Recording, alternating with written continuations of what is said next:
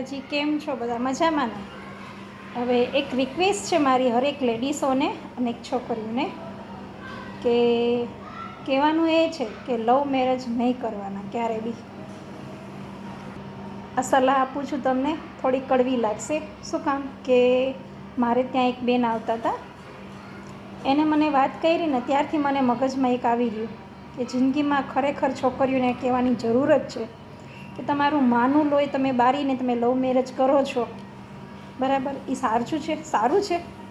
તમને અત્યારે તો 4 દિન કી ચાંદની ફિર અંધેરી રાત સારું જ લાગશે, 15 દાડા તમારા હારે સારું જ લાગશે, પણ પછી શું થશે? એ છોકરો ફરી જશે, કોઈ હારે બીજા હારે, તમારા હારે કર્યું બીજા હારે કરવાના જ છે છોકરા. અને હું છોકરાઓને કહું છું અને છોકરીઓને કહું છું, અત્યારની છોકરીઓ તો હદ જ છે. લગ્ન કરશે, 5-6 વર્ષ થશે, પછી પાછો બીજો પ્રેમ થઈ જશે. આ પ્રેમ કરવો નોર્મલી વસ્તુ છે? પ્રેમ તો રાધાનો અને કૃષ્ણનો હતો ને એવો તો આ કળિયુગમાં કોઈ કરી જ નહીં શકશે, નહીં કરે, કોઈ જ છે જ નહીં. એટલે કોઈ રાધાનું નામ એનું બદનામ કરો અને મારા માધવનું નામ બદનામ ન કરો. ખોટા તમે મોબાઈલમાં જોઈને એકબીજાને લાઈક કરો અને લગ્ન કરી લ્યો, એ સારું છે? એક વખત મા અને બાપની તો પૂછો કે એની કેટલી વીએસો થઈ હશે, કેવી તકલીફ પડી હશે માને અને બાપને. દીકરી ખરાબ નીકળે તો માનો વાંક નીકળે, દીકરો ખરાબ નીકળે તો એ માનો જ વાંક નીકળે. એટલે માને કાંઈ ખબર નથી પડતી. એટલે હું એ જ વાત તમને બધાને કહું છું કે છોકરીઓ તમને પગે લાગુ, લવ મેરેજ ન કરો. તમારા મમ્મી પપ્પા કહે અહીંયા કરો, તમારા કાસ્ટમાં કરો. કાલ સવારે કાંઈ પણ થયું ને તો તમારા હાથ તમારો સમાજ ઝાલશે. અને ઘણા એમ કહે છે સમાજને એની માને વેચે, એવું બોલે છે ને, એવું હોતું નથી. સમાજે શું કામ સમાજ બનાવ્યો? તમારે તો આગળના ગઈઢા જે કરીને કહેતા એ ખોટું હતું?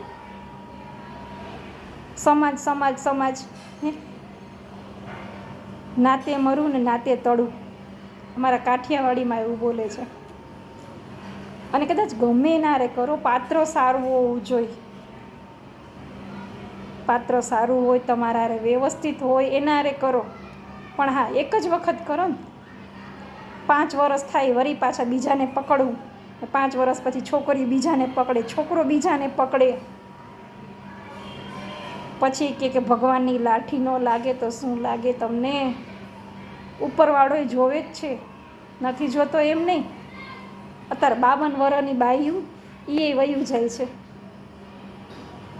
તો 5 વર્ષ લગી રહ્યા હોય તો એને શું ખોદાવાઈ ગયા હશે? 5 વર્ષ પછી જ ભાઈ સારો હતો, હવે ખરાબ થઈ ગયો. આવો આંધળો પ્રેમ ન કરો.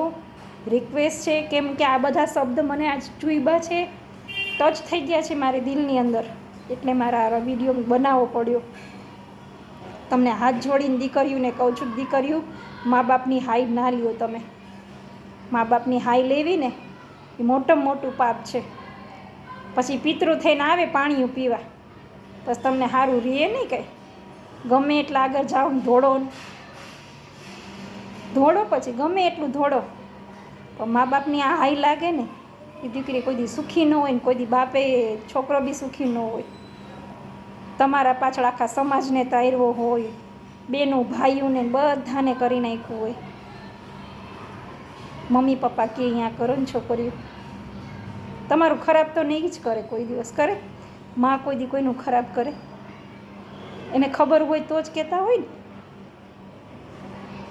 અને રાહ જોવો તમારા પ્રેમની, તમારો પ્રેમ સાચો છે તો. જિંદગીમાં પ્રેમ કોઈ બધાનો ખોટો જ હોય છે. જે તમારા નથી થઈ શક્યા, બીજાના થાય. હું આ છોકરીઓને કહું છું, તમે ભાગી જાઓ છો, તમે તમારા મા બાપની ન થયું તો બીજા કોની થવાની? આવો દાખલો બન્યો છે ને એટલે કહું છું. જય માતાજી. ખોટું લાગે તો માફ કરજો, 2 રોટલા વધારે ખાઈ લેજો, પણ સાચું છે ને એટલે કહું છું. જય માતાજી.